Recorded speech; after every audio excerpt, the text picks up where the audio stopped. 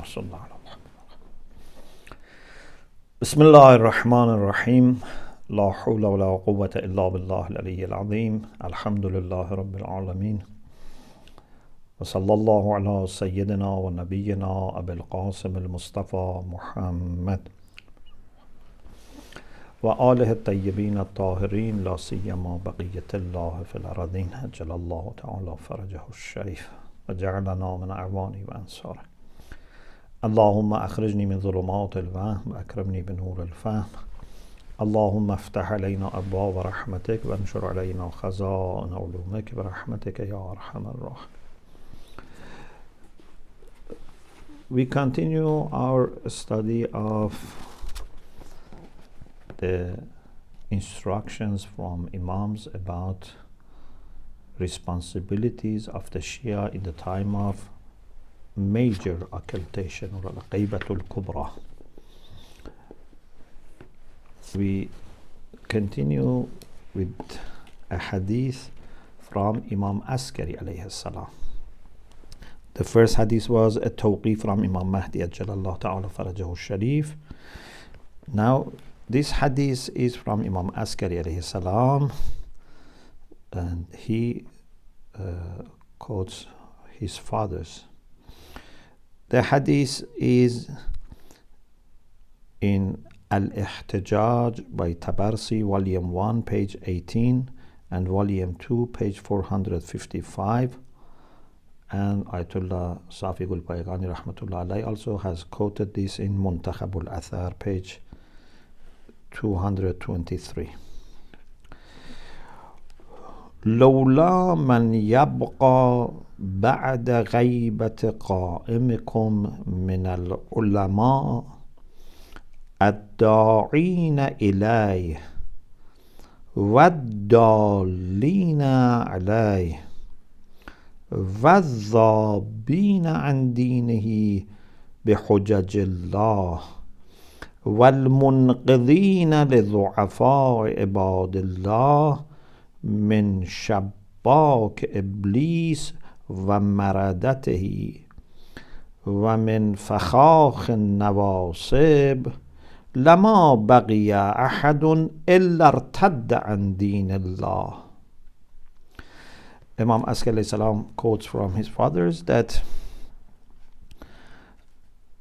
had it not been that after ghayba of your qa'im, your 12th imam, there are some ulama ad-da'ina ilay, who invite towards him, call towards him, وَالدَّالِّينَ عَلَيْهِ, and they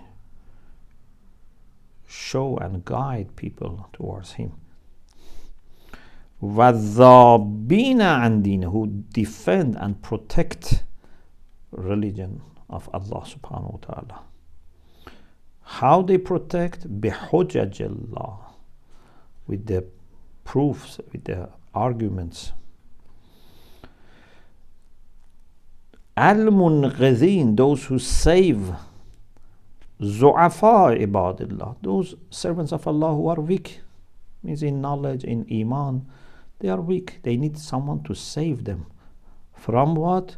From shabbak iblis wa maradatihi, from the net, from the trap of Iblis and his followers, and also from Nawasib, who are enemies of Ahlul Bayt alayhi salam.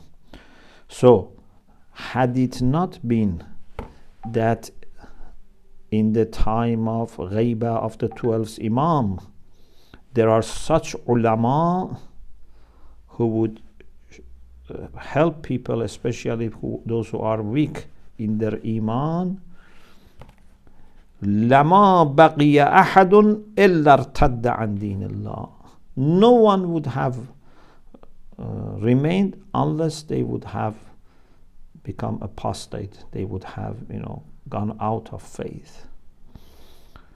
ولكنهم الذين يمسكون أزمة قلوب ضعفاء الشيعة كما يمسك صاحب السفينة سكانها أولئك هم الأفضلون عند الله عز وجل.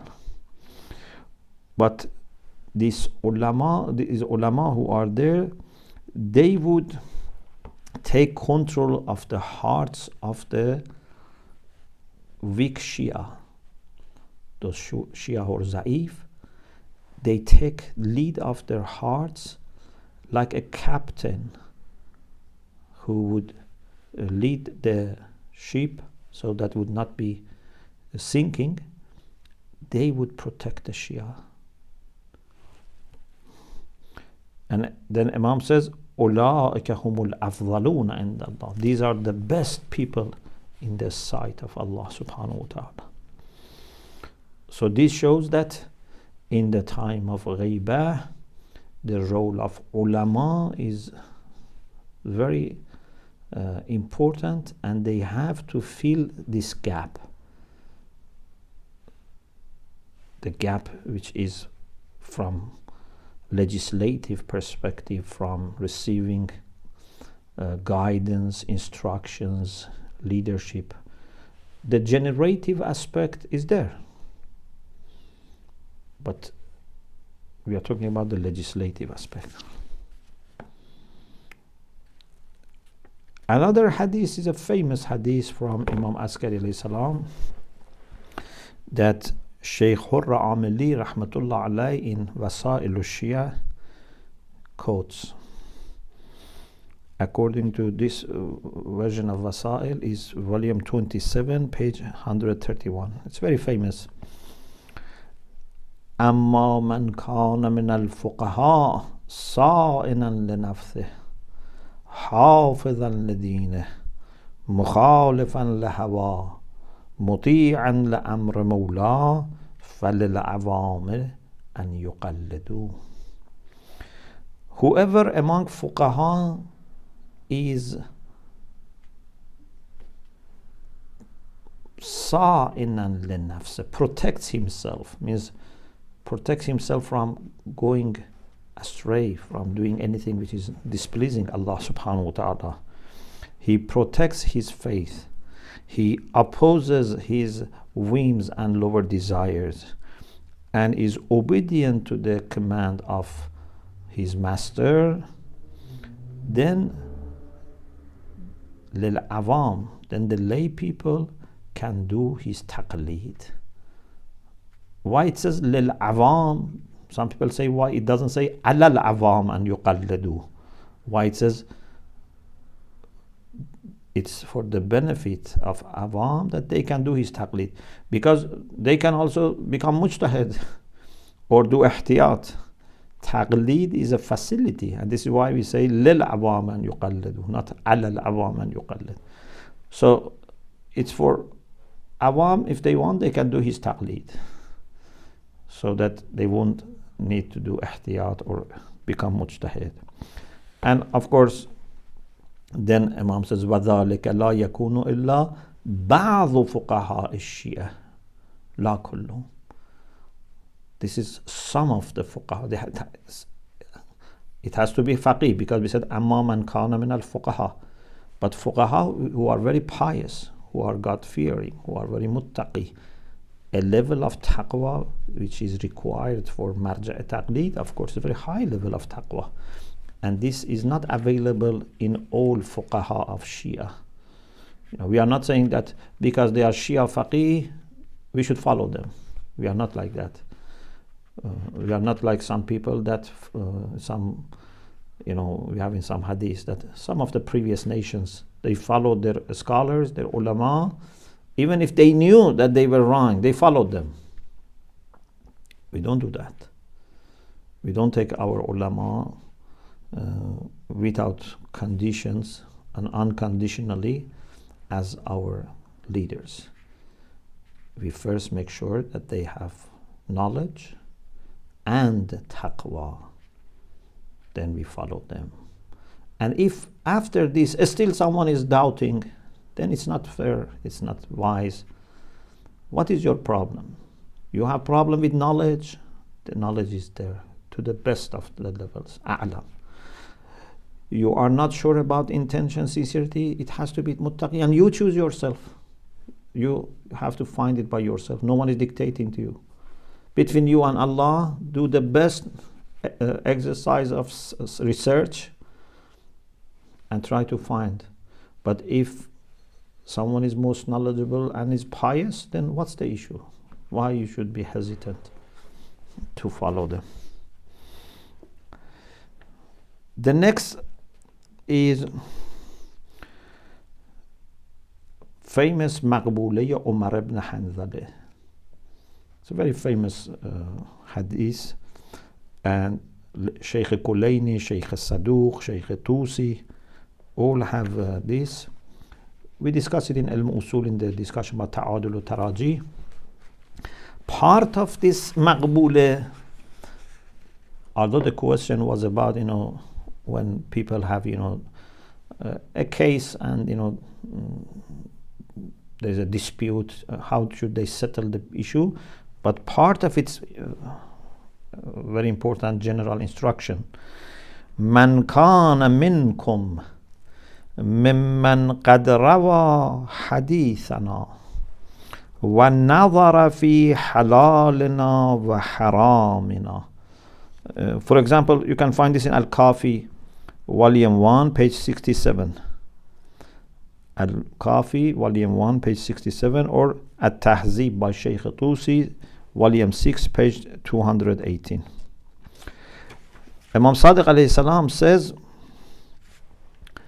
Man kana minkum mimman qad rawa hadithana. Like we had أما الحوادث الواقع فارجعوا فيها إلى رواة أحاديثنا. That was tawqif from Imam Mahdi. Here Imam Sadiq says, whoever among you from those who have narrated our hadith وَنَظَرَ فِي حَلَالِنَا وَحَرَامِنَا, and they have looked carefully into our halal and haram, means they are experts in this field. وَعَرَفَ أَحْكَامَنَا, they know what rulings we have. فَلْيَرْضَوْا بِهِ حَكَمًا, they should be pleased with him as hakam, someone who can do arbitration among them. فَإِنِّي قَدْ جَعَلْتُهُ عَلَيْكُمْ حَاكِمًا, I have appointed him as a judge, as a hakim. So this also shows that in this time we have to refer to such people. And then if someone doesn't accept, فَإِذَا حَكَمَ بِحُكْمِنَا فَلَمْ يَقْبَلْهُ مِنْ, if he issues a verdict, a judgment according to our teachings, according to our fiqh, and is not accepted, then فَإِنَّمَا اسْتَخَفَّ بِحُكْمِ اللَّهِ or اسْتُخِفَّ بِحُكْمِ اللَّهِ, then Allah's ruling has been underestimated. وَعَلَيْنَا رُدَّ, it's not just that person is rejected, we are rejected. وَالرَّادُّ عَلَيْنَا الرَّادُّ عَلَى اللَّهِ, if someone rejects us, it's like rejecting Allah subhanahu wa ta'ala. وَهُوَ عَلَى حَدِّ الشِّرْكِ بِاللَّهِ, so rejecting that qualified faqih when he issues a verdict is like rejecting Imam Sadiq alayhi salam. Rejecting Imam Sadiq is like rejecting Allah subhanahu wa ta'ala, because he's Hujjatullah. It's the same thing that we had in hadith of Imam Mahdi. فَإِنَّهُمْ حُجَّتِي عَلَيْكُمْ وَأَنَا حُجَّةُ اللَّهِ عَلَيْهِمْ. So the result of this is what? That if you don't accept them, you have not if you don't accept them, you have not accepted me. And if you have not accepted me, you have not accepted Allah, because I am Hujjah of Allah. And they are my Hujjah. It's very much in the same line of other hadiths that we have.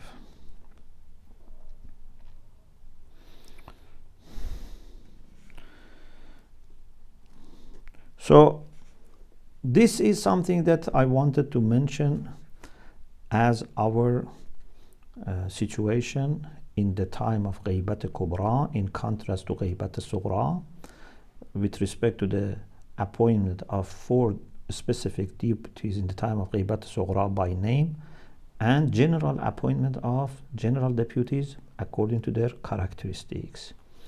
Now we move on to the next topic in our series. We said after occultation and its philosophy, we talk about awaiting or intizar, awaiting Imam Mahdi or intizar.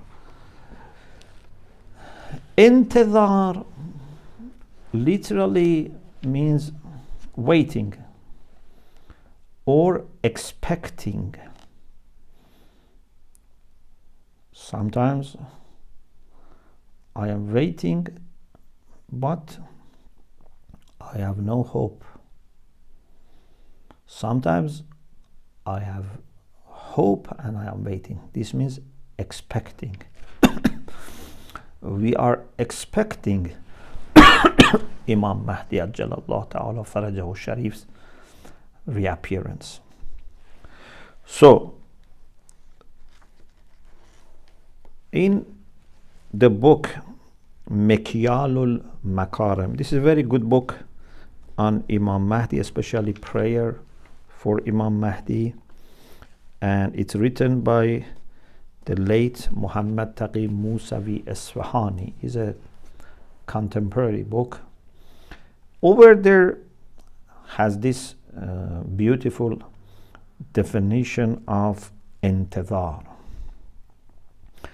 It says,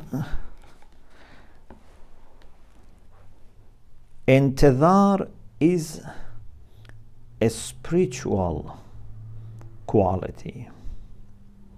So intizar is not a physical condition that, for example, you are waiting in the bus stop, or you are waiting in the terminal for something, for example, or you are waiting for a letter to come by post, for example.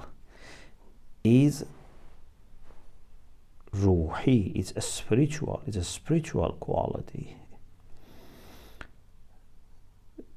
which would lead to expectation and preparations for what is awaited. It's opposite to despair.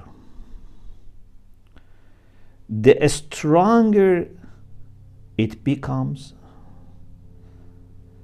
the more active and vibrant and prepared those who await become.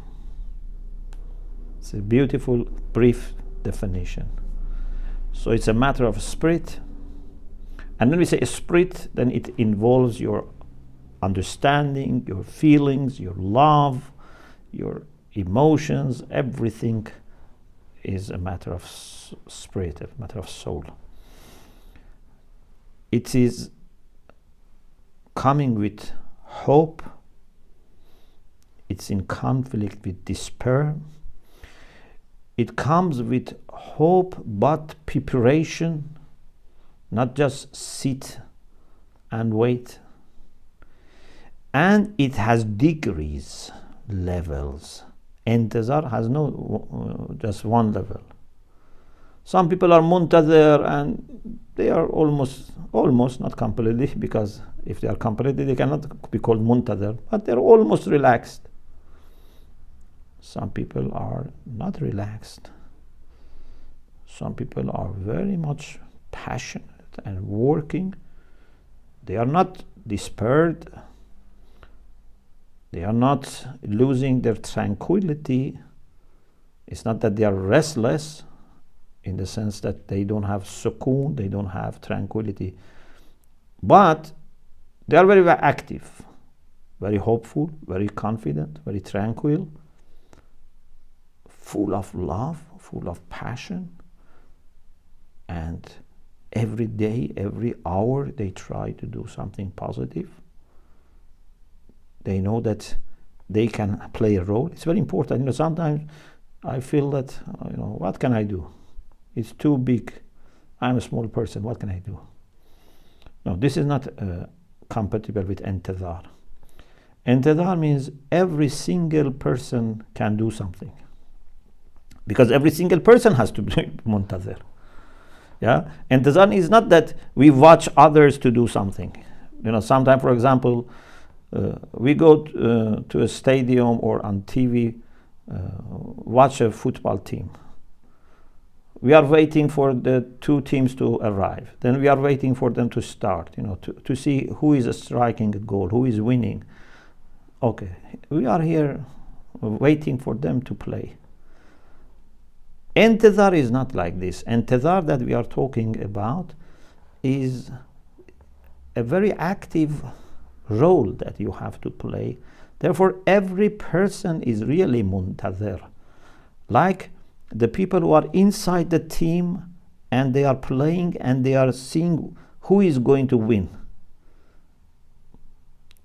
We know that we are going to win if we are in the right team. The right team is going to win, and if we are really in the right team, which you can decide, there is no limit. They don't say we just need 11 people. No, there is no limit. There is no barrier. Nothing like age, like gender, like ethnicity, like social status would deprive you. You can choose to become part of the team, which is playing and then finally is going to win completely. Of course, being in this team is a win by itself. But you are going also to have the final victory. That's a second win. But even the first win is great. So, definition of intidhar is involving preparation, active role, and it can be intensified depending on how much you are involved in this, how much you put your energy, your thoughts, your heart into this, how much of knowledge and wisdom you have, how much of networking you do. So then you can be a person in higher levels of intidhar. Intidhar is like a system. It has its nursery, it has its kindergarten, primary, secondary, high school, and different degrees in university. It's something which has different degrees. There are some elements in al-intidhar, some concepts meet together to form this kind of intidhar. I mention as much as we have time because I want also to allow for questions. Brother Mustafa, how many questions we have? I'd say there's a few, less than 5, I think. Okay, so we need maybe 10-15 minutes. Okay, so inshallah just in 5-6 minutes I will try to finish and we continue with the questions. One element in intidhar is that we are not satisfied with the existing and current situation. We are not satisfied. Because if you are satisfied, then you don't need to wait.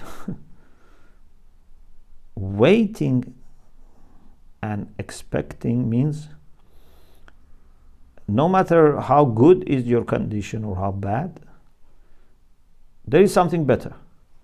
For some people, maybe current situation is very bad and they want to go to a good condition. For some people, maybe it's good, but there is something greater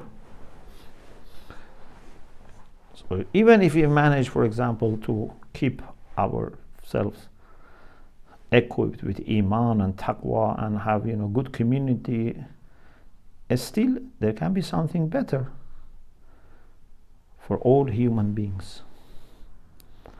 So we should not be satisfied with the current situation, even if for some of us it's good. Even if the situation of the world becomes better, unfortunately, even in the 21st century, we have wars, etc. But even if a time comes that we would have much better situation, still we are not satisfied till that universal justice, equity, prosperity, solidarity, love, safety would be established, and people would be able to enjoy leadership of Hujjah of Allah subhanahu wa ta'ala. When our mind becomes open, our heart becomes open, the earth brings out all its treasures. So this is one element, not to be satisfied with the current situation. Number two, to have hope in reaching a truly satisfactory position. Sometimes people are not satisfied, but they have no hope. They have become hopeless. They have become passive. Many times tyrants or tyrant systems, in order to make people passive, they try to make them despaired. This is your destiny. You cannot do anything. But intidhar comes also with hope. The third element in intidhar is active role that you have to play, to make efforts. We know that only through our efforts we can bring change. إن الله لا يغير ما بقوم حتى يغيروا ما بأنفسهم. People would not change.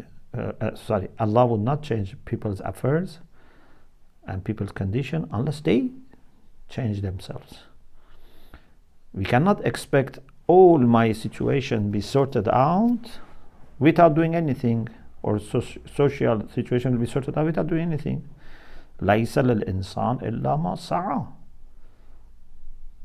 We don't have anything except the result of our efforts. أن سعيه سوف يرى. On the day of judgment, we would see our efforts. Our efforts are more important than the final result. Maybe you make efforts, and like Prophet Nuh, for 950 years, the final product or result or outcome is some 80 people believed. But this is not important.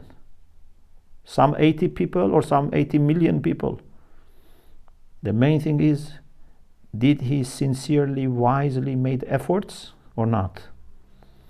If he sincerely, wisely made efforts with ma'rafah, with all the things that a mu'min should be equipped with, results are not in his hand.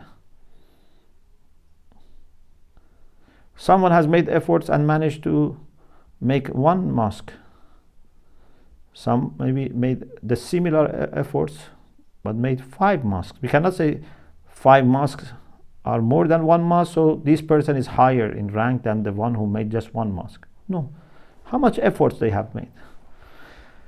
So we should make efforts, and one element of intidhar is to be active and make efforts in order to reach that desired situation.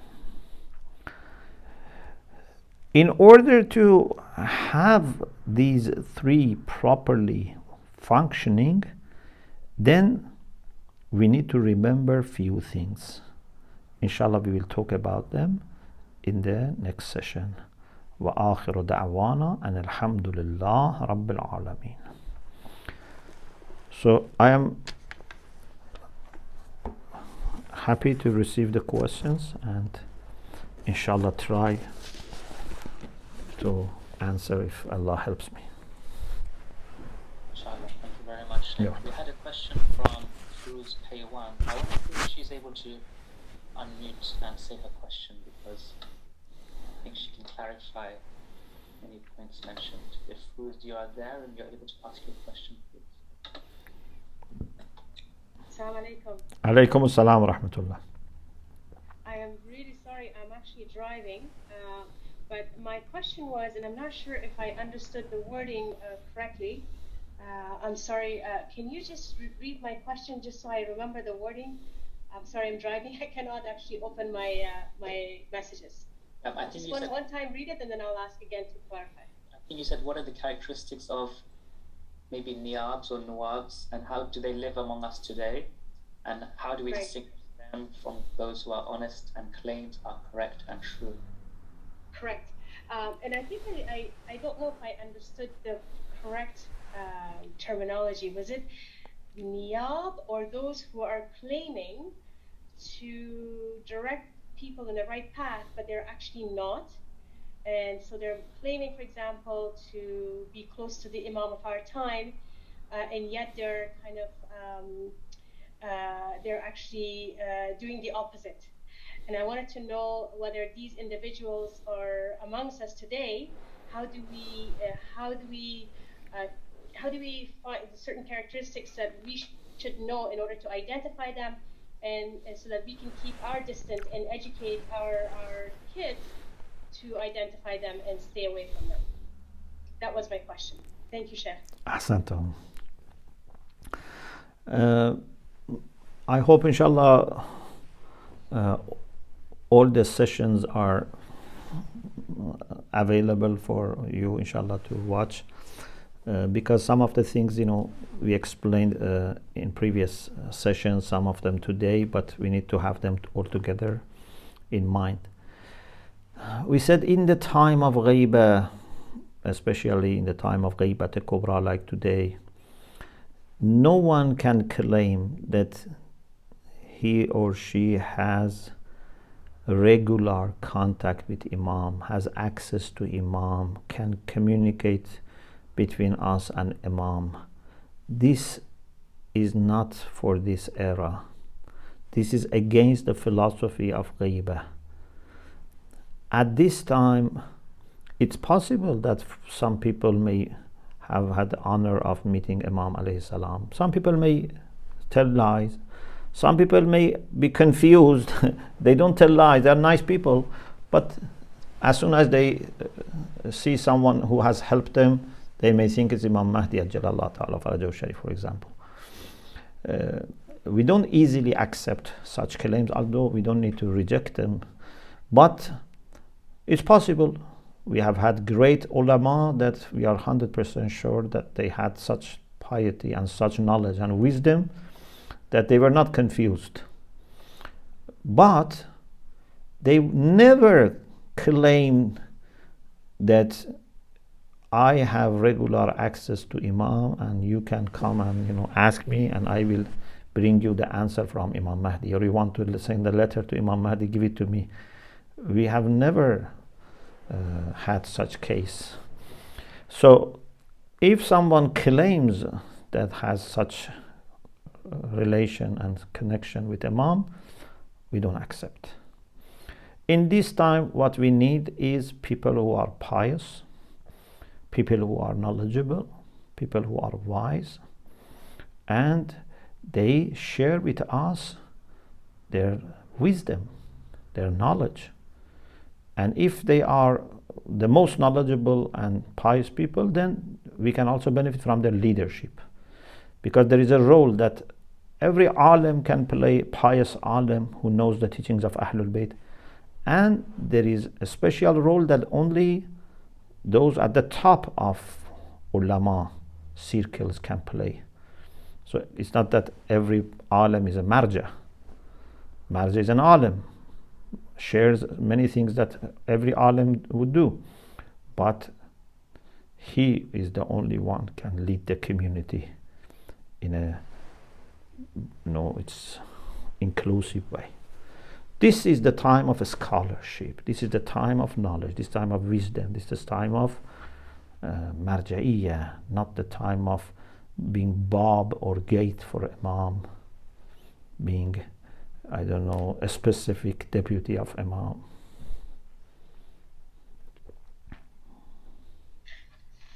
May I just continue that question, if I may? Is that okay? I know there's yes, it's fine. to follow. I guess my follow-up question will be what you said about we need the Imam of our time in order to shed light on our today's concerns, and not, for example, on things that are supposed to be basic and we should know, for example, salah and fasting, etc. And so the daily events or problems or issues that we face, we need the Imam of our time in order to shed light on that. And since he is not in direct contact with anyone, and we are relying on Danishmandan or Marja, how do we connect the dots between the Imam of our time and what he wants to relate to us or direct us to today's issues, versus our Marja, who is also giving us directions about today's issues and problems? How do we relate the two? How do we relate the Marja to the Imam of our time, since they're not really communicating and they cannot claim that they're in contact with the Imam of our time to get the information and relate it to us or to bring it to us? Very good question. Actually, everything is very much connected, and everything is very much harmonious. We need to understand the will of Imam Mahdi Ajalallah Ta'ala Farajahu Sharif. He has irada and he has amr. As-sabiqina ila iradatih al-mumtathalina li-awamir. Inshallah, we'll talk about it. So he has will, he has command, he has instructions, he has expectations for each of us. Okay? How should I understand? He says, I have hujjah over you. Who is his hujjah over me? The people who have knowledge, piety, inspiration comes to them, guidance comes to them, light comes to them, so that they can pass to us. And then you have to gain also knowledge and piety, so that you know how to apply it to your life. Maybe two people have the same marja, but one of them is benefiting from marja only 20%. Another person is benefiting 90%. An alim can benefit from a marja more than a jahil. Maybe we think, no, ulama would not benefit that much because they know to a great extent. No. And it's not only then through marja. There are many things that you don't need to ask anyone. If you are familiar, you just follow the boundaries and the formal instructions coming from marja. But for example, how to do your day-to-day affairs, how to choose a type of business, a type of relation, a type of, I don't know, place for living, how to upbring your children. Many of these things, we can understand the will of Imam Mahdi through knowledge, through piety, through social network of mu'mineen. So we have lots of systems, but great part of it is, or you can say the beginning of bringing everything into order starts with taqlid, with choosing the right marja. But it continues. Recently I gave a lecture how to align. Brother Mustafa, could you find it?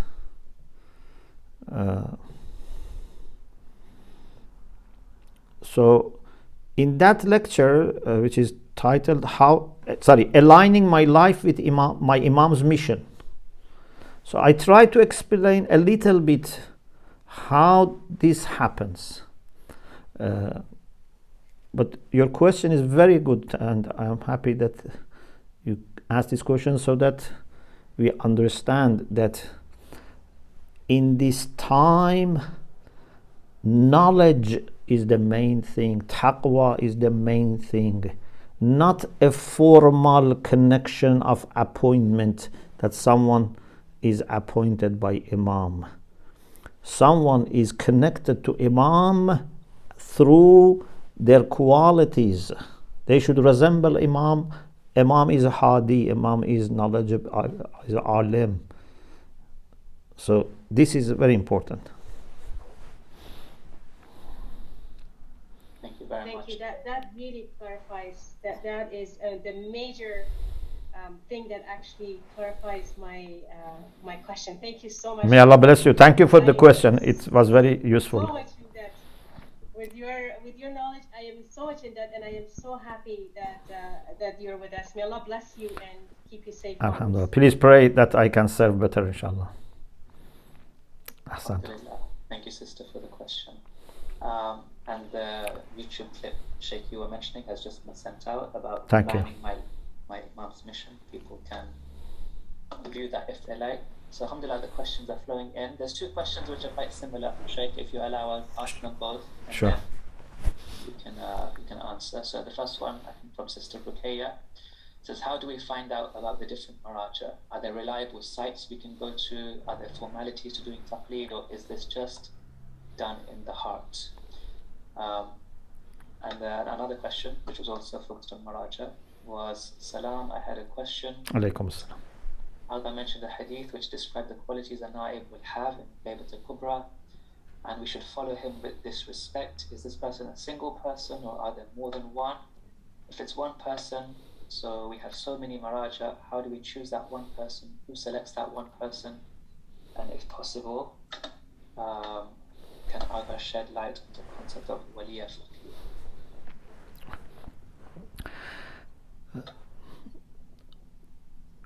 Because it's a matter of qualifications and not official appointment, then we should allow for people making different choices.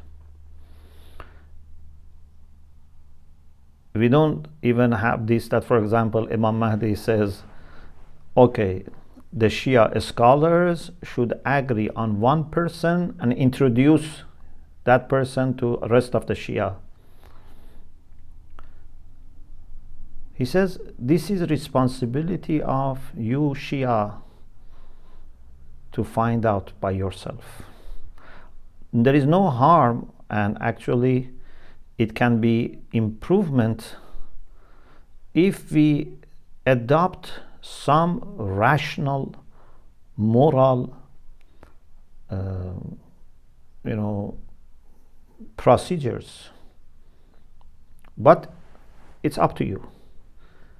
It's your responsibility. For example, one of the things that sometimes I suggest is that, for example, the Shia community in every country, if not in every continent, in every country, or at least in every city, why they cannot form a group of pious, learned people who live there or live another place, but they are in communication with them and they trust them. They say, okay, these are 5 scholars, these are 6 scholars, 7 scholars, that we trust them and we would be in touch with them, and we ask them to monitor houses and keep us informed, so that if God forbids our marja departs, we would be receiving a report from them, and kind of a scholarly up-to-date report from them, who are available, what are their merits, and they whom they recommend. This is a rational system. We can do it. There's no problem, and we can agree. If they agree on someone. But nothing formal is fixed. There can be many different procedures. Today, we have a mixture. Sometimes there are councils of ulama who recommend, sometimes every alim recommends, sometimes people, even in one family, may make different choices. It's very much between you and Allah to find what's the best way to identify the most qualified person. If through a proper method you find someone and someone else finds another person, you don't disagree, you don't fight, you don't challenge each other. You must respect other people's choices. Unless if someone is really misguided and has deceived people, then as I said last week, then you should ask your marja to guide you, not say, I take responsibility on my shoulder to, oppose this person and their marja, etc., and their institutions. So, everyone is responsible for his choice, respects other people's choice, and we may have more than one, that's fine. If we had agreed on one person, maybe it could have advantages. If we have different people, also has advantages because having more than one person sometimes is good, because if there is only one person, so much of work can be on that person and so much of pressure that sometimes when there is no freedom, that person's life can be in danger. And so there are advantages and disadvantages for having one or more than one. For sure, unity is very important, but I don't see that it's always a sign of disunity if we have more than one marja. If our maraja are working together, actually there is sometimes also blessing in having more than one marja. If we have one marja, is also a great blessing, as we have had sometimes. I just don't want to say that you have to think that always having one is better. There can be circumstances that it's better to have many. In the past, there were times that people in every province, in every city, they had their local marja. It was good for some aspects because it was very easy to contact your marja and get guidance. On the other hand, when we have one person, few people in the central hubs, it has other advantages. Alhamdulillah, we are thankful for whatever is gifted to our community in the past and inshallah in future. But if we can agree on choosing marja and all support one marja or few marja, of course it would be very beneficial. At the same time, as I said, I don't want to dismiss the chance that sometime maybe it's better to have more than one. Then we have issue for socio-political issues. For socio-political issues, then we certainly need to have harmony. For many things, you can refer to your marja. For your personal religious life, or even for your family religious life, we can refer to your marja. But we as a community in a country, for example, sometimes we need to make one decision. What should we do with this government, for example, or what should we do with this war, or with this peace, or I don't know, with this issue in education system of that government, for example. They don't let us observe, for example, hijab. What should we do? So here, we as a community need to make one decision. So here, then we should find among maraji' who are qualified, who is the one who can better guide our community in these specific socio-political issues, not general fatwas. Who can better help us in this situation? It's very wise, very rational. If you think, you can find out. Of course, that person, in addition to general requirements of marja'iyah, should be a person who understands politics, who understands the situation today in the world, how things are run, how different powers in the world run, and also should be someone who has more acceptability. Maqbuliyya is also very important. If, for example, there is an alim, a marja, who is very qualified, very knowledgeable, but people don't know him and don't follow him, he cannot then take this role because he has no maqbuliyya. We need someone that our community has accepted in large to follow. Leader is always coming with followership.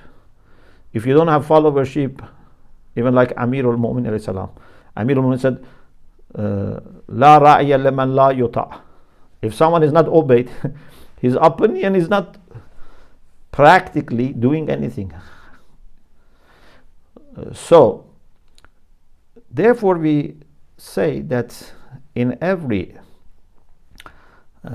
community, whether it be city or country, etc., then that marja who has more maqbuliyya, who is accepted by that community and can bring harmony to that community, then that can take the role of leadership. So therefore we can have more than one leader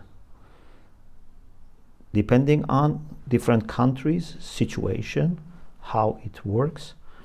Maybe, for example, a time like time of, for example, Soviet Union, when they didn't allow, for example, people from Qom and Najaf do any leadership. Maybe if we had a marja over there who could even be not as great as Maraja in Qom and Najaf, but who was at least locally there and was able to do something, and people would not say, we don't let you to communicate to this person because he's a foreigner, etc. Maybe he could lead the community there.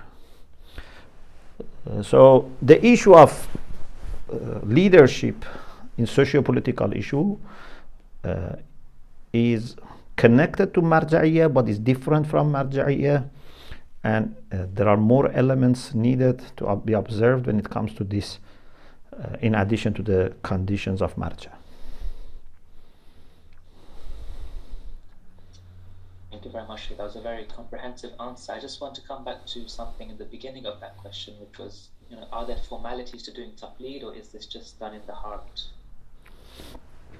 Yeah, if I understood your question properly, it means that how taqleed takes form. بماذا ينعقد التقليد. So some people say when you have iltizam. So for example, you say, I have made my checking, my research, this person is my marja, I have chosen him, and maybe, for example, you have even, some people say, obtained his risala, and they say taqleed has started. Even if you don't practically follow him on anything and he passes away, taqleed has taken form and you can continue with him. Some people say you must have acted according to his fatwa in some issues so that you can say taqleed has taken form and you can continue with him. But there is no formality in the sense that you need to declare to anyone or you need to register anywhere.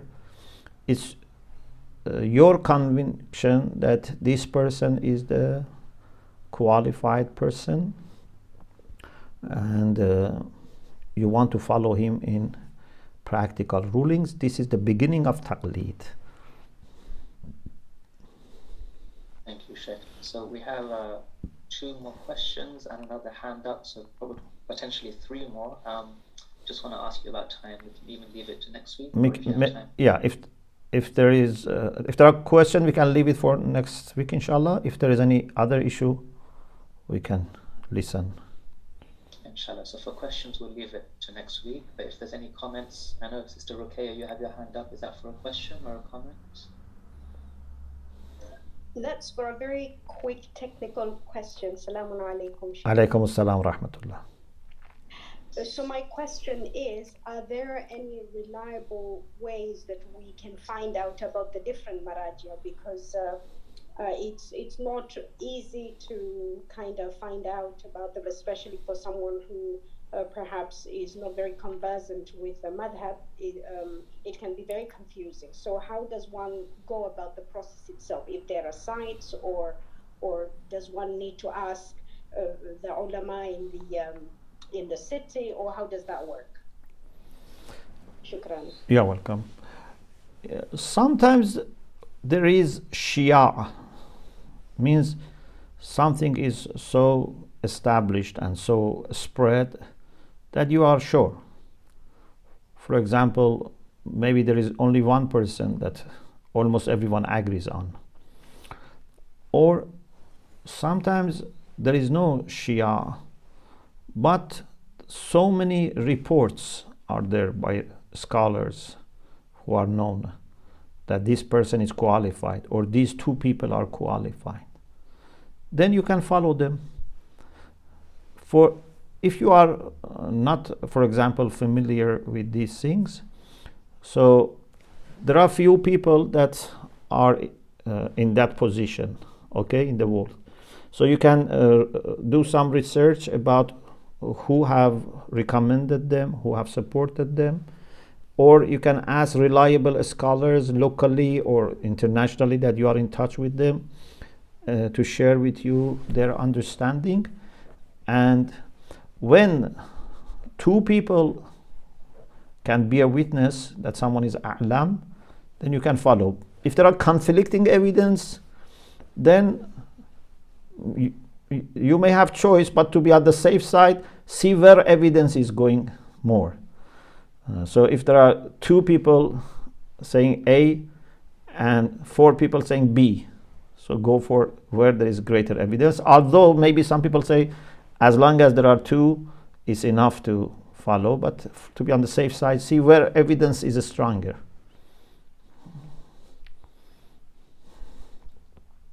Thank you very much, Sheikh. So the questions that we have about practical ways of intidar during our busy lives, the questions that we had about saving ourselves from ritualistic habit of shirk, of asking directly from the imams, inshallah we can maybe look at that next week. But thank you very much for questions, and thank you, Sheikhna, for your time. Please share these 2 questions also with me, because actually we are talking about intizar, so maybe I can include in my discussion. Inshallah.